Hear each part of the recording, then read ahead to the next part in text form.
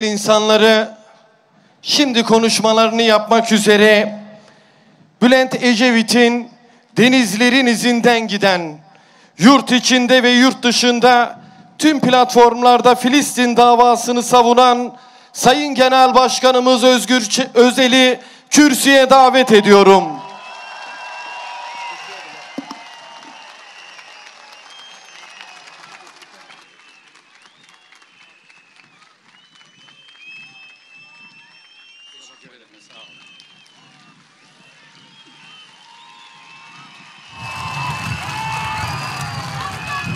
Değerli Didimliler, değerli şehidimizin değerli ailesi, bugün burada sizlerle birlikte çok anlamlı bir günde bir aradayız. Tabii Didim'e gelmişken Sayın Belediye Başkanımızın uzun süredir beklediği, açılış için beklettiği başka eserleri de var. Önce birazcık onlardan bahsedeceğim ama daha sonra burada bulunma amacımız olan, esas değinmemiz gereken konuya değinerek sözlerime son vereceğim.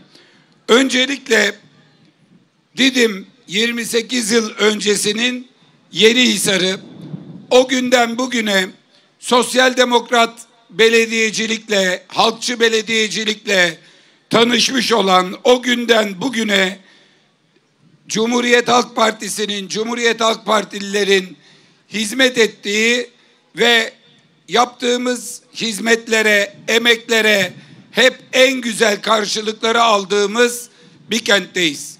Bugün iki yanımda iki çok değerli kadın siyasetçi oturuyordu biraz önce. Bir tanesi Aydın'ın topuklu efesi. 2009 yılında Aydın'ı bir mucize olarak görülen bir şekilde Adalet ve Kalkınma Partisi ile MHP'yi geçerek küçük bir farkla alan, ondan sonra Aydın merkeze yaptığı büyük hizmetler sonrasında birilerinin gözünü korkutan, sonra köylerde oy kullansın, ilçelerde oy kullansın, Aydın büyükşehir olsun, Cumhuriyet Halk Partisi almasın hesaplarını 2014 seçimlerinde %43'lük oy oranıyla alt üst edip Aydın Büyükşehir Belediye Başkanı olan ve girdiği tüm seçimlerde oy oranını arttırarak bugün de tüm Türkiye'de Cumhuriyet Halk Partisi'nin göğsünü kabartan belediye başkanımızla birlikte karşınızdayız. Diğer yanımda ise bu seçimlerde artık Aydın'da bir kadın belediye başkanı var. Didim'de niye olmasın? Didim bir kadın belediye başkanı elinin değmesiyle daha da güzelleşmesin mi dediğimiz ve Didimlilerin de buna en olumlu karşılığı verdiği Hatice Gençay var. Böyle bir birliktelikten büyük mutluluk duyuyorum.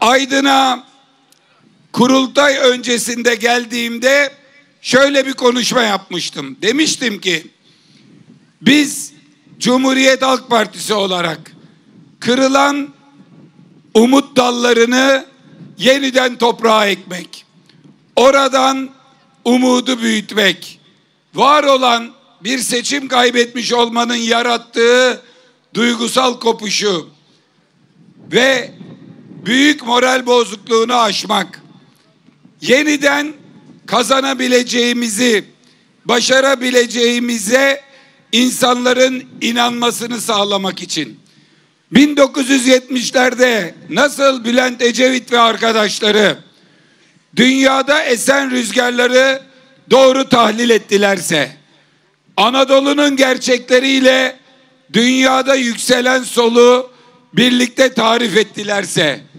ve yaptıkları değişim hareketiyle nasıl 70'lerde girdikleri 2 yerel 2 genel seçimi kazandılarsa biz de söz veriyoruz ki girdiğimiz her seçimden seçmenimizin ve halkımızın yüzünü güldürerek çıkacağız. O günden bugüne bir yerel seçim geçti. O yerel seçimlerden sonra bir kez daha karşınızdayız ve şunu büyük bir mutlulukla söyleyebilirim ki kurulduğu gün olduğu gibi girdiği son seçimlerde de bütün kamuoyu araştırmalarında da Cumhuriyet Halk Partisi Türkiye'nin birinci partisidir.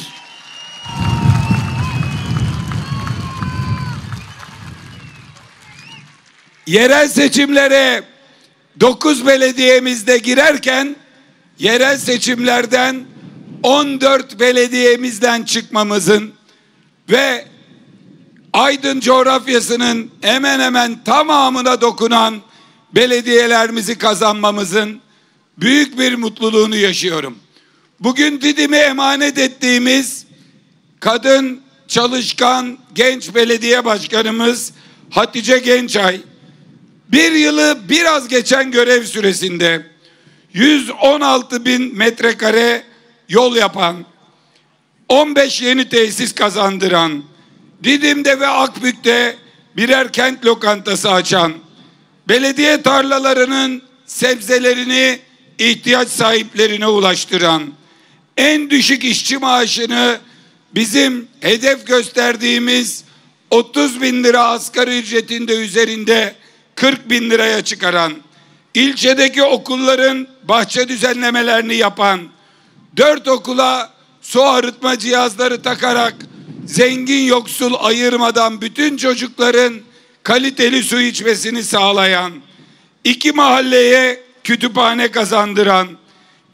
işletmelerden çıkan sağlıklı atık gıdaların toplanarak sokaktaki canlar için mamaya dönüşmesini sağlayan bir tesisi kazandıran, belediye plajlarında ücretsiz şemsiye, şezlong hizmetiyle bu güzel coğrafyanın sadece zenginlerin değil, düşük gelir seviyesindekilerin, yoksulların da yararlanmasını sağlayan ve yaptığı bütün hizmetleri Didim'deki hem Cumhuriyet Halk Partisi Belediye Meclis Grubu'yla, tüm siyasi partilerden belediye meclis üyeleriyle, Didim Belediyesi'nin değerli yöneticileriyle, emekçileriyle el ele kol kola üşenmeden çalışarak yapan Hatice Gençay'a huzurlarınızda teşekkür ediyorum. Emeklerine sağlık.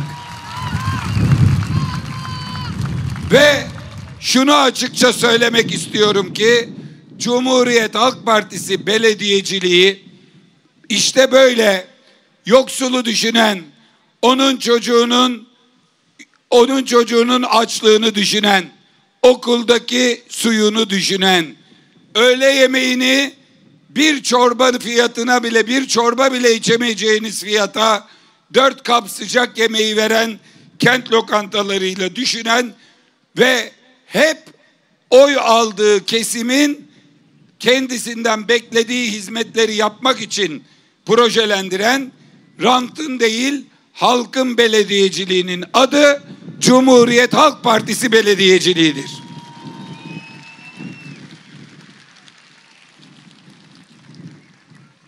Bugün 5 ayrı kalıcı eser için karşınızdayız.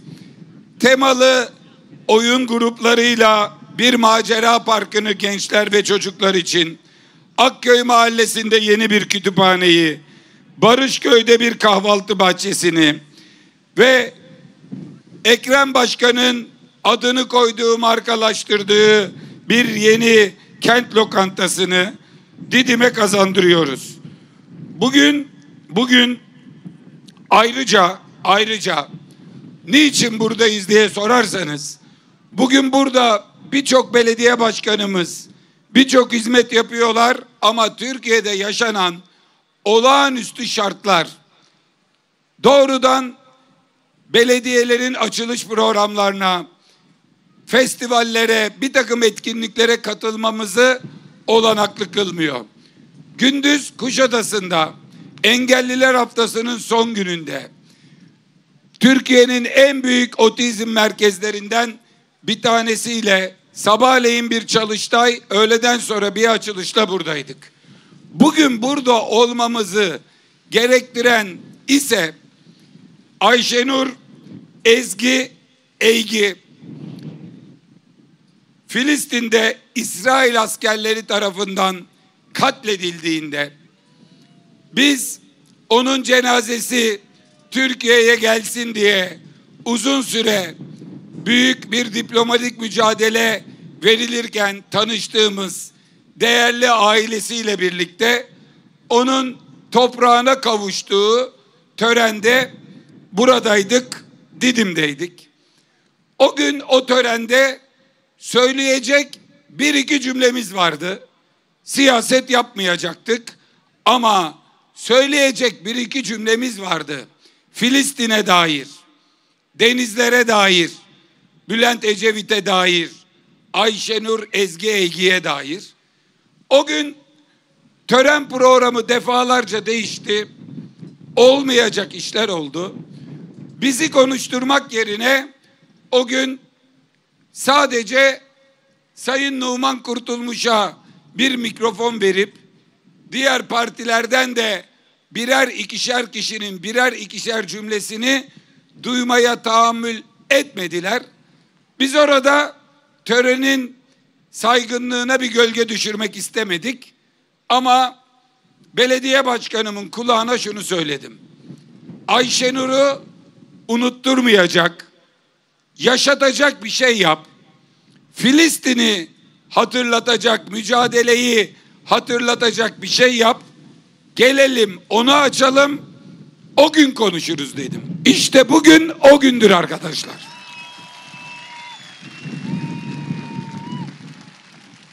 Ayşenur Antalya'da doğmuştu. Hem Amerika Birleşik Devletleri'nin hem Türkiye'nin vatandaşıydı. Washington Üniversitesi'nde psikoloji okumuştu. Ama dünyadaki eşitsiz düzene, emperyalist düzene ta Amerika'dan itiraz ve isyan ediyordu. İsrail'in Filistin'deki zulmüne hepimiz gibi karşı çıkıyordu ama hepimizden farklı olarak kalktı, Filistin'e gitti. Orada yapılan zulmü protesto etti ve bir alçak kurşunla hayatını kaybetti. 19 Eylül günü burada gözyaşları içinde onu hep birlikte on binlerle yolcu ettik. Ve şimdi bugün burada, bu parkta Filistin bayrağının renklerini taşıyan çiçeklerle, barış sembolüyle onun adına bir park açılışı yapacağız. Sayın Başkan hazır olduğunu Ankara'ya geldi, meclisteki odamda bana gösterdi. Projeyi anlattı. Yukarıdan bakınca barış sembolü görüldüğünü, Filistin bayrağının renklerini taşıyan çiçeklerle donatıldığını, kızımızın adının oraya verildiğini söyledi. Ve bu töreni kimlerle yapabileceğimizi sordu. Dedim ki hiç şüphesiz ailesi orada olacak. Hiç şüphesiz 1970'lerde Filistin için iki önemli dayanışma vardı. Bir tanesi Cumhuriyet Halk Partisi'nin 3. Genel Başkanı Bülent Ecevit'le Yasar Arafat'ın, Filistin Kurtuluş Örgütü lideri Yasar Arafat'ın dostluğu ve Cumhuriyet Halk Partisi'nin ve Türkiye Cumhuriyeti'nin Filistin devletine gösterdiği dayanışma. Orayı temsilen partinin son genel başkanı, mevcut genel başkanı olarak ben olurum. Ama diğer dayanışma Deniz Gezmiş ve arkadaşlarının adınadır. Onları Bora abi temsil eder.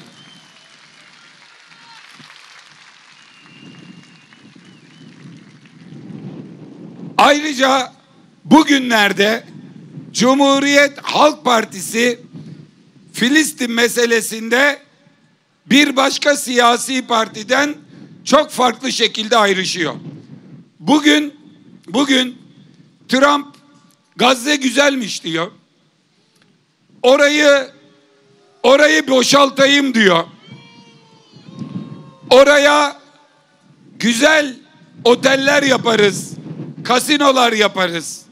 Gazze'de bir tatil kenti yaparız diyor. Birileri susuyor. Öyle Netanyahu ile zaman zaman kayıkçı kavgası yapıyordu. Şimdi onu bile yapmıyor. Güya 1 minute diyordu. Ne minütler, ne saatler, ne günler, ne aylar geçti. Ağzını açıp Trump'a bir şey söylemiyor. Trump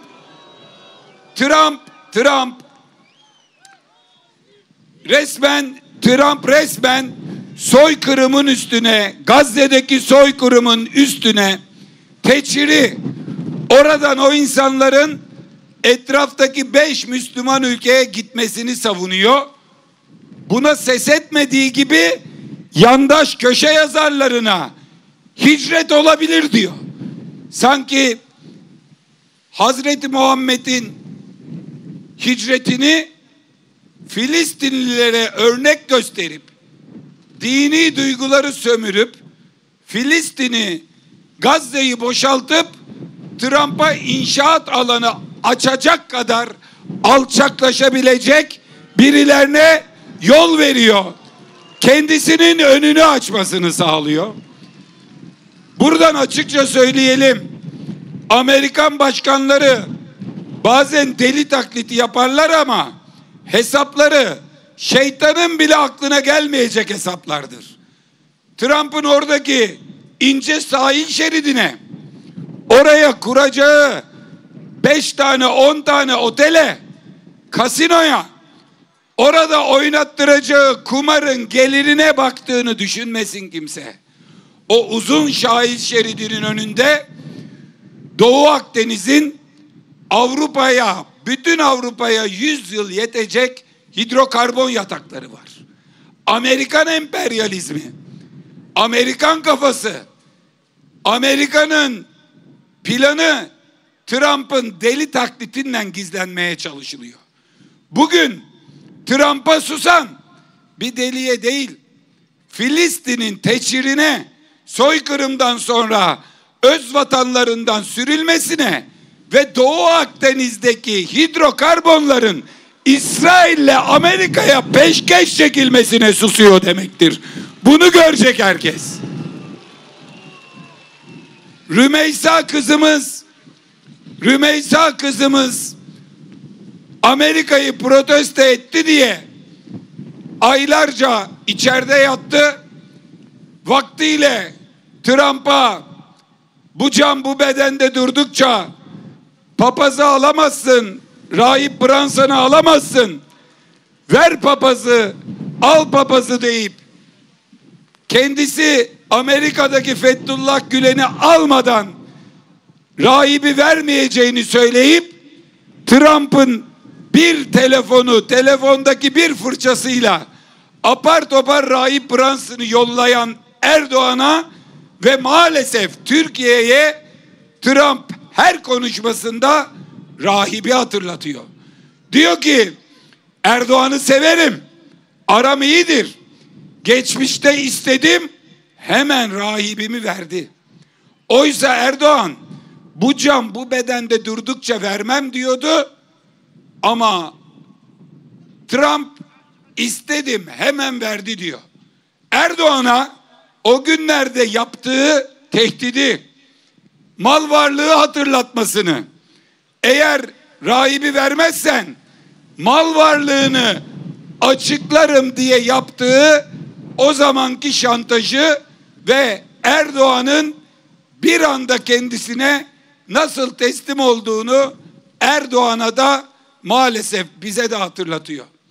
İşte ben burada kimler olsun, kimler bulunsun dendiğinde o partiden, Adalet ve Kalkınma Partisi'nden genel başkanından genel başkan söylemiyle biz ayrışırken Adalet ve Kalkınma Partililer Filistin'i unutmuşken nehirden denize deyip Filistin yürüyüşü düzenleyip engel olunan, karşısına polislerin dikildiği bütün Türkiye'ye AK Parti yönetiminin ikiyüzlülüğünü, hem İstanbul Emniyeti, valilik ama esas olarak Erdoğan'ın talimatlarıyla nasıl engellendiğini gösteren İstanbul İl Başkanımız Özgür Çelik'i buraya davet ettik.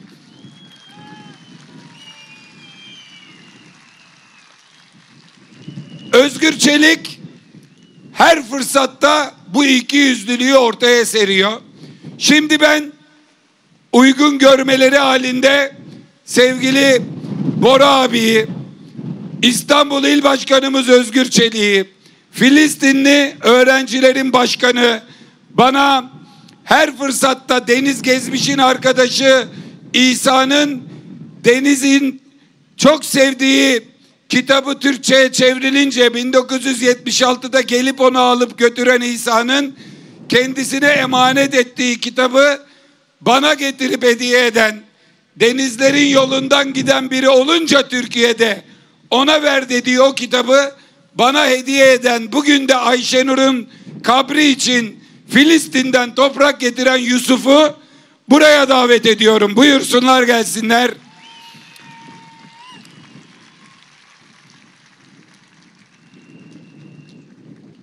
Ve buradan bir kez daha bütün Türkiye'ye şunu söylemek istiyorum. Cumhuriyet Halk Partisi kuruluşun ve kurtuluşun partisidir. Cumhuriyet Halk Partisi idealizmin partisidir. Sözünden dönmeyenlerin, dostunu satmayanların, konjonktüre göre değişmeyenlerin, emperyalizme teslim olmayanların, yaşasın tam bağımsız Türkiye diyebilenlerin partisidir. İçinde bulunduğumuz bu süreçte de kimse endişe etmesin ki Türkiye'de barışın, kardeşliğin garantisi de Cumhuriyet Halk Partisi'dir. Her türlü çirkin tertibe karşı Cumhuriyet'in kurucu değerlerinin garantisi de Cumhuriyet Halk Partisi'dir.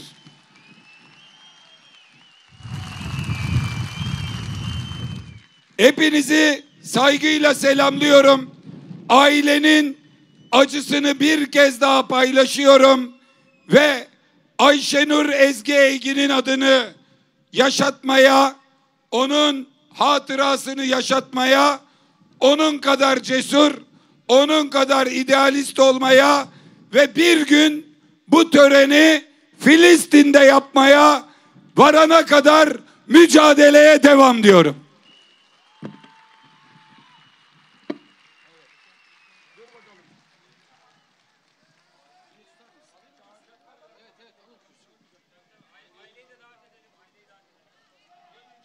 Kıymetli Genel Başkanımız Sayın Özgür Özel'e çok teşekkür ediyoruz. Filistin şehidimiz Ayşenur Ezgi Eygi'nin kıymetli ailesini de sahneye davet ediyoruz.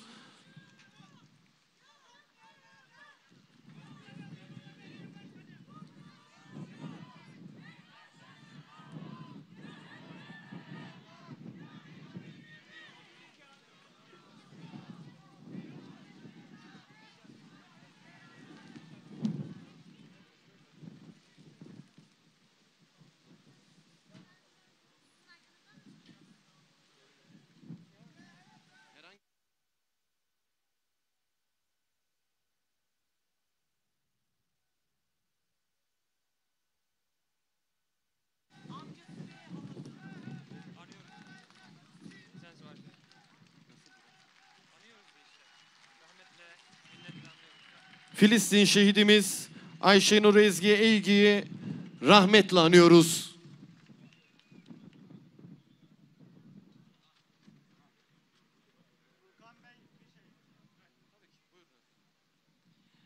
Son olarak az önce konuşmasından dolayı Sayın Genel Başkanı hem Filistinli gibi konuştu. Onun için Fahri Filistinli Genel Başkanı Filistinliye hitabesini, Filistin rozetini takmak istiyorum.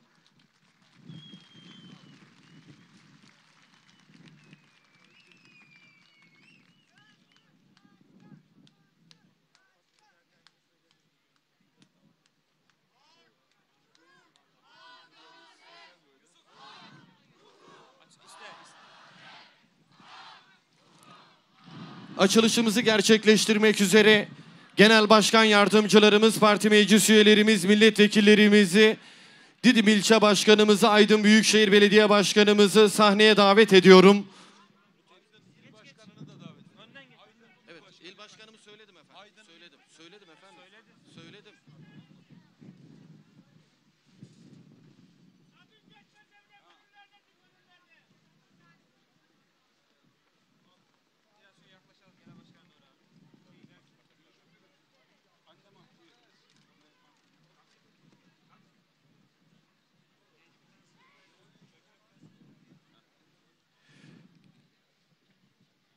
Açılışlarını gerçekleştirdiğimiz Ayşenur Ezgi Eygi Parkı, Macera Parkı, Kent Lokantaları, Akköy Kütüphanesi, Barışköy Kahvaltı Bahçesi, Didim'e hayırlı uğurlu olsun.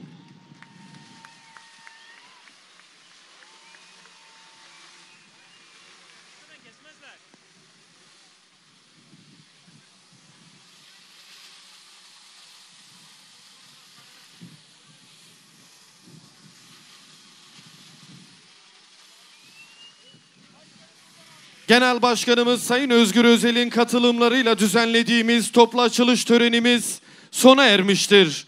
Hoşça kalın Didim'in güzel insanları.